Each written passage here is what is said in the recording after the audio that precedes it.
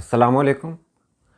आज की वीडियो बहुत अलग है क्योंकि आज की वीडियो में हम लोग जान रहे हैं वंदे मातरम की तारीख़, वंदे मातरम का ख़ुलासा और वंदे मातरम पर मुसलमानों को एतराज़ क्यों है। साथ ही साथ इस वीडियो में हम पुण्यानी जी को भी देखेंगे जो हमारे मुल्क भारत में किसी तारुफ़ के मोहताज नहीं हैं और वो खुलकर बोलते हैं।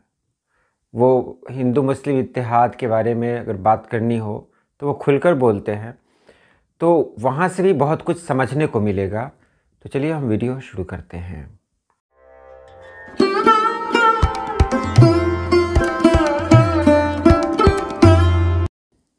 पहले हम वंदे मातरम का खुलासा जानेंगे और ये जानेंगे ये गीत क्या है, कौन सा है। तो जो लोग संस्कृत और बंगाली जानते हैं वो समझ सकते हैं कि वंदे मातरम सुजलाम सुफलाम मलयज शीतलाम श्यामलम मातरम वंदे मातरम शुभ्र ज्योत्स्ना पुलकित यामिनी फुल कुसुमित दरुमदिल शोभनी सुहासिनी समधुर भाषिनी सुखदाम वरदाम मातरम वंदे मातरम। ये वो गीत है जिसको भारत का कौमी गीत कहा जाता है। देखिए, कौमी गीत और कौमी तराना में फ़र्क है। कौमी तराना जन गण मन अधिनायक जय है और ये कौमी गीत है जिसके लिखने वाले हैं बंकिम चंद्र चटर्जी। इनको बंकिम चंद्र चट्टोपाध्याय भी कहा जाता है। तो भारत का कौमी तराना है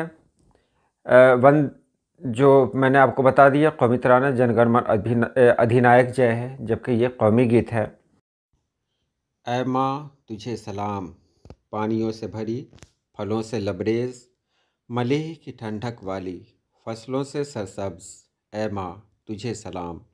सफ़ेद चांदनी से जगमगाती रातों वाली, फूलों से लदे दरख्तों की खूबसूरत मुस्कुराती मीठी बोली वाली, खुशी देने वाली बरकत देने वाली, ऐ माँ तुझे सलाम। जिसका मतलब है ऐ माँ मैं तुझे सलाम पेश करता हूँ। ये भारत की मातृभूमि को माँ के रूप में पूजने वाला एक जज्बाती और वतन परस्ताना गीत है। खुलासा देख लें इसका। यह गीत असल में संस्कृत और बंगाली की मखलूत ज़बान में लिखा गया है। इसकी पहली 2 स्टेंजा यानी अंतरा को भारत का कौमी गीत तस्लीम किया गया है क्योंकि बाकी हिस्सों में हिंदू देवी दुर्गा के हवाले ज़्यादा मिलते हैं। खुलासा यह है कि यह भारत को एक खूबसूरत, ज़रख़ेज़, ताकतवर और देवी जैसी माँ के तौर पर बयान करता है जिसकी पूजा और ख़िदमत की जाती है। वो गीत मैंने आपको सुना दिया।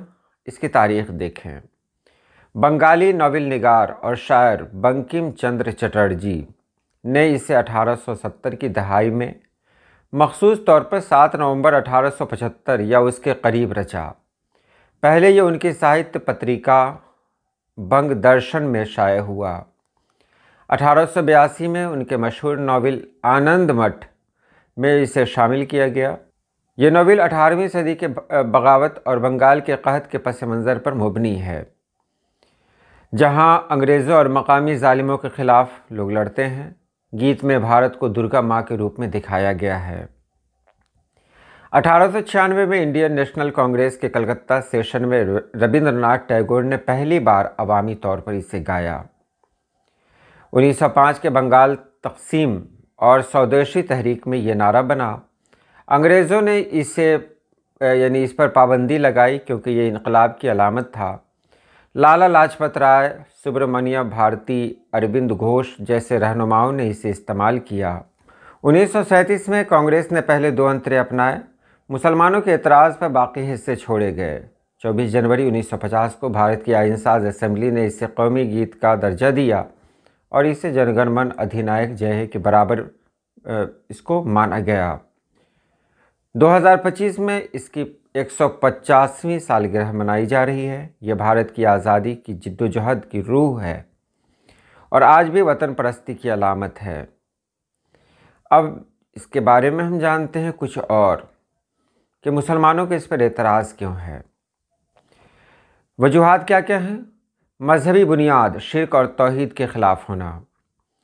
इस्लाम में तौहीद बुनियादी अक़ीदा है और किसी भी चीज़ की इबादत या सजदा सिर्फ़ अल्लाह के लिए जायज़ है। वंदे मातरम का मतलब है, ऐ माँ मैं तुझे वंदना यानी पूजा या सलाम करता हूँ। मुकम्मल गीत में भारत को माँ की शक्ल में देवी दुर्गा से तशबीह दी गई है और उसे देवी के तौर पर पूजने की बात की गई है। कई मुसलमान उलमा जैसे जामिया उलमा हिंद, दारुल उलूम देवबंद और ये बहुत सारे जो भी हैं, लगभग सभी इसे शिर्क समझते हैं। उनका कहना है कि वतन से मोहब्बत जायज़ है, लेकिन उसे इबादत की सतह पर ले जाना इस्लामी अकायद के ख़िलाफ़ है। आनंद मठ जो नावल है उसका पस मंज़र देख लें। नावल में हिंदुओं को मुसलमान हुक्मरानों के ख़िलाफ़ लड़ते दिखाया गया है, जो कुछ लोगों को मुसलमान मुखालिफ लगता है। ये वजह भी है। आज़ादी की तहरीक में इब्तदाई तौर पर हिंदू और मुसलमान दोनों ने वंदे मातरम को नारा बनाया था। जैसे 1905 के स्वदेशी तहरीक में मौलाना अबुल कलाम आज़ाद जैसे मुसलमान रहनुमा भी इस पर कोई एतराज़ नहीं करते थे।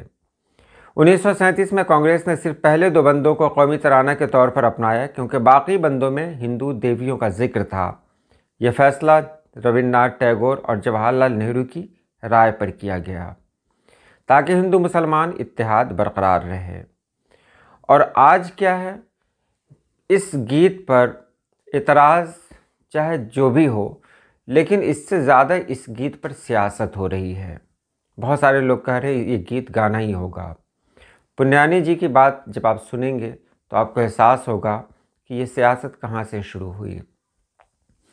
मुसलमानों का अक़ीदा है, हम तो कलमा ही पढ़ते हैं, ला इलाहा इल्लल्लाह, अल्लाह के अलावा कोई माबूद नहीं।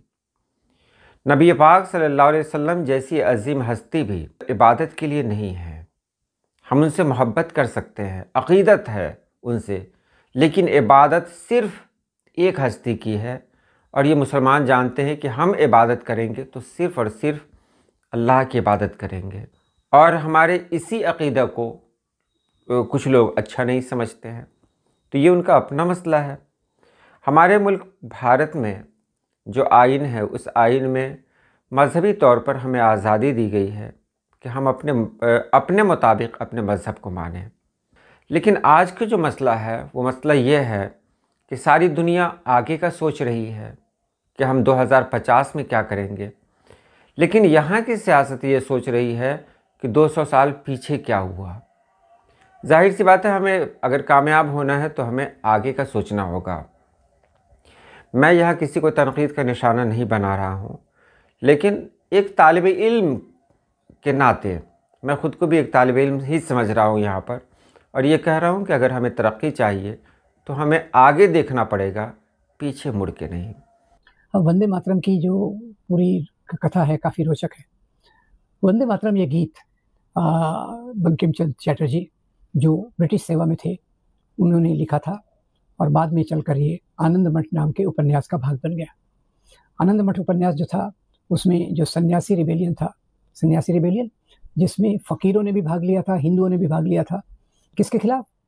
उपन्यास के अनुसार ये एक मुसलमान राजा के खिलाफ था जिसको हराया गया और उसके राज के बदले ब्रिटिश सरकार की उदार सत्ता आ गई। ये शुरू का है, बाद में इसको थोड़ा मॉडिफाई किया गया और मुसलमान राजा के बदले उन्होंने बाद में ब्रिटिश सत्ता आने के बदले उन्होंने कुछ और लिख दिया। अब जो वंदे मातरम गीत उन्होंने लिखा था, पहले 2 स्टैंजा लिखे, 2 उसके छंद लिखे और जो पूरे तौर से एक कहा जा सकता है तो देश के लिए देश का गुणगान करते हैं, पृथ्वी को हमारी धरती को माता के रूप में देखते हैं और उसकी वंदना करते हैं। अब इसी को उन्होंने बाद में एक्सपांड किया, बढ़ाया और उसमें 4 छंद और जोड़ दिए और ये जो 4 छंद उन्होंने जोड़े वो थे हिंदू देवी देवताओं के, खासतौर से दुर्गा, लक्ष्मी, सरस्वती और दूसरे देवताओं की आराधना में के लिए थे। इसमें मूर्ति पूजा आती थी और दूसरी चीज़ें आती थी जो कईयों को पसंद नहीं थी। अब ये गीत पहली बार 1896 में कांग्रेस अधिवेशन में गुरुदेव रविंद्रनाथ टैगोर ने गाया। उसके बाद ये धीरे धीरे गीत लोकप्रिय होता गया और जो आज़ादी के आंदोलन होते थे उनमें लोग इसी गीत को गाकर ब्रिटिश का विरोध करते थे। गीत लोकप्रिय हुआ, इसके अनुवाद हुए, उर्दू में भी इसका अनुवाद हुआ, बाकी भाषाओं में भी हुआ और ये एक ब्रिटिश के खिलाफ विद्रोह का एक सिंबल, प्रतीक बन गया। मज़े की बात यह है कि नरेंद्र मोदी जी की जो विचारधारा है उससे जुड़े हुए जो लोग उस समय थे, उन्होंने अंग्रेज़ों के खिलाफ कोई आंदोलन ही नहीं किया। उन्होंने इस गीत को नहीं गाया और आज वो इसी गीत के आधार पे राजनीति करना चाहते हैं। जब ये गीत लोकप्रिय हो गया देश भर में, तो स्कूलों में और असेंबलीज़ में गाया जाने लग गया, तो मुस्लिम लीग ने इसका विरोध किया। मुस्लिम लीग ने जब विरोध किया, तो कांग्रेस के बड़े नेता जवाहरलाल नेहरू ने कहा कि सांप्रदायिक लोग इस गीत का विरोध कर रहे हैं, ये जवाहरलाल नेहरू ने कहा। फिर भी उन्होंने कहा कि खैर एक इसमें मूर्ति पूजा है, इसमें हिंदू देवी-देवता हैं, तो उन्होंने रवींद्रनाथ टैगोर की सलाह माँगी कि इस गीत का जो इतना लोकप्रिय है, उसका क्या किया जाए। तो रवींद्रनाथ टैगोर ने कहा कि भई इस गीत के पहले 2 स्टैन्ज़ा जो हैं, वो तो देश को मातृभूमि के रूप में उसकी पूजा करते हैं, वो तो हमें स्वीकार कर लेना चाहिए और बाकी जो हैं, उनको रहने देना चाहिए। उसको कांग्रेस के अधिवेशनों में और दूसरी जगह गाने की कोई ज़रूरत नहीं है। तो ये रवींद्रनाथ टैगोर की सलाह थी। फिर बाद में संविधान सभा बनी। संविधान सभा में एक नेशनल एंथम कमेटी थी। इसमें कन्हैयालाल माणिकलाल मुंशी, सरदार पटेल और भीमराव बाबा साहब अम्बेडकर थे। इन्होंने चर्चा की और नेशनल एंथम के लिए इन्होंने 3 गीतों के बारे में चर्चा की। एक गीत था सारे जहां से अच्छा हिंदुस्तान हमारा, वो भी लोकप्रिय था। तो पर इनके लिखने वाले सर मोहम्मद इकबाल वो पाकिस्तान के समर्थक बन गए थे, इसलिए इस गीत को रिजेक्ट कर दिया गया। और दूसरे जो गीत थे, जनगण मन अधिनायक जय हे, ये भारत की विविधता को बताता है, भारत की महानता को बताता है और उसके आधार पे उसका चयन नेशनल एंथम राष्ट्रगीत के रूप में किया गया। वंदे मातरम भी बहुत लोकप्रिय था, इसको भी कंसिडर किया गया और जब इसको कंसिडर किया गया तो इसके पहले 2 पैरा को ही संविधान सभा की कमेटी ने चर्चा में लिया और कहा ये भी बहुत महत्वपूर्ण गीत है, इसके बाकी जो स्टैन्ज़ास हैं उसको हम नहीं लेंगे और हम केवल इसके पहले 2 पैराग्राफ, पहले 2 स्टैन्ज़ा लेंगे जो किसी एक धर्म के बारे में बात नहीं करते। तो उस प्रकार से संविधान सभा में ये प्रस्ताव रखा गया और उसमें ये पास हुआ। तो भारत में नेशनल एंथम के रूप में जन गण मन अधिनायक जय हे और राष्ट्रगान के रूप में वंदे मातरम, दोनों को बराबरी का दर्जा दिया गया। और आज जिन नेहरू को ये इतना नफरत करते हैं, उन्हीं नेहरू ने जब इस प्रस्ताव पे चर्चा हो रही थी तो इतने सुंदर शब्दों में इस गीत का गुणगान किया जो जिनकी ये कल्पना भी नहीं कर सकते, क्योंकि इन्होंने तो कभी गाया नहीं था। हिंदू राष्ट्रवादियों ने ये गीत गाया नहीं था क्योंकि आज़ादी के आंदोलन से वो दूर थे। पर नेहरू ने अपनी पूरी प्रतिष्ठा के साथ कहा कि वंदे मातरम देश की आज़ादी के लिए बहुत प्रेरणा देता रहा, इसलिए हम इस गीत को भी स्वीकार कर रहे हैं, इसको भी बराबरी का दर्जा दे रहे हैं, पर नेशनल एंथम के रूप में जन गण मन अधिनायक ही रहेगा। अब इसका पार्टीशन से कोई संबंध नहीं है।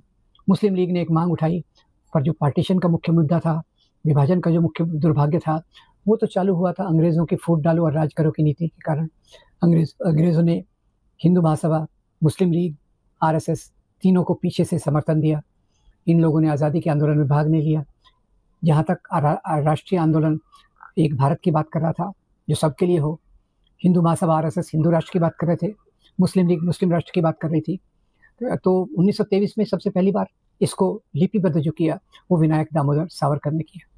उन्होंने लिखा इस देश में 2 राष्ट्र हैं, एक हिंदू राष्ट्र और एक मुस्लिम राष्ट्र।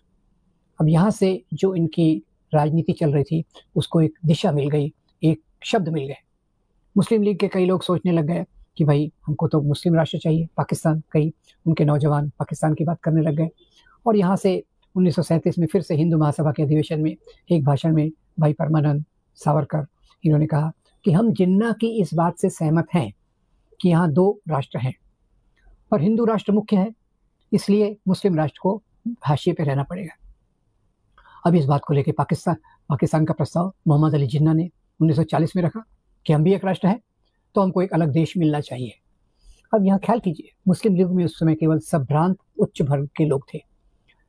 इस जिन्ना के प्रस्ताव के खिलाफ अल्लाह बख्श जो सिंध के प्राइम मिनिस्टर रह चुके थे, उस समय चीफ मिनिस्टर को प्राइम मिनिस्टर कहते थे, उन्होंने दिल्ली में आज़ाद मुस्लिम कॉन्फ्रेंस बुलाई जिसमें 50,000 मुसलमानों ने भाग लिया। इसमें 5,000 महिलाएं भी थी और इन लोगों ने कहा कि हम पाकिस्तान की मांग का पूरा विरोध करते हैं क्योंकि ये आम मुसलमानों के लिए एक बड़े दुर्भाग्य की बात होगी।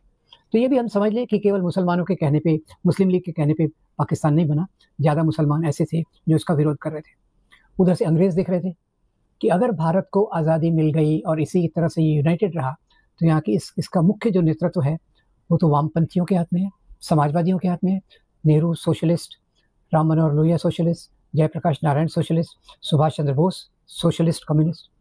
तो उनको लगा कि भारत अगर आज़ाद हुआ ऐसी लीडरशिप के अंडर में, तो ये तो रशिया से अलाय करेगा, तो हमारे वर्चस्व का क्या होगा, इस क्षेत्र में हमारे जो चीज़ें हैं उनका क्या होगा। इसलिए उन्होंने विभाजन पर की मांग को जल्दी से स्वीकार कर लिया और माउंटबेटन प्लान लेकर लॉर्ड माउंटबेटन को भेजा, जिन्होंने ये बात रखी। उस समय तक क्या हुआ, एक अंतरिम सरकार थी जिसमें जवाहरलाल नेहरू प्रधानमंत्री थे और मुस्लिम लीग के जो थे वो वित्त मंत्री थे। उस कैबिनेट में सरदार पटेल भी थे। तो नेहरू और पटेल ने देखा कि हम जो भी बात करना चाहते हैं देश के भले के लिए, मुस्लिम लीग के ये मंत्री उसका विरोध कर देते हैं, हम अपनी कोई बात को आगे चला नहीं सकते।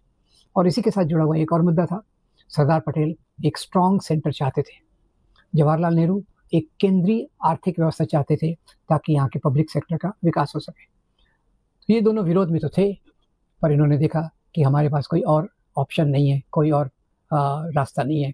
तो पहले सरदार पटेल ने इस बात को स्वीकृति दी कि पार्टीशन हो जाए, और बाद में कुछ महीनों बाद नेहरू ने भी इस पे एग्रीमेंट किया। लगातार बता दूं, दो व्यक्ति थे जिन्होंने पार्टीशन का कभी समर्थन नहीं किया, एक मोहनदास करमचंद गांधी और दूसरे मौलाना अबुल कलाम आज़ाद। आज के लिए इतना ही। अल्लाह पाक आप सभी लोगों को खुश रखे, आबाद रखे। अल्लाह हाफिज़।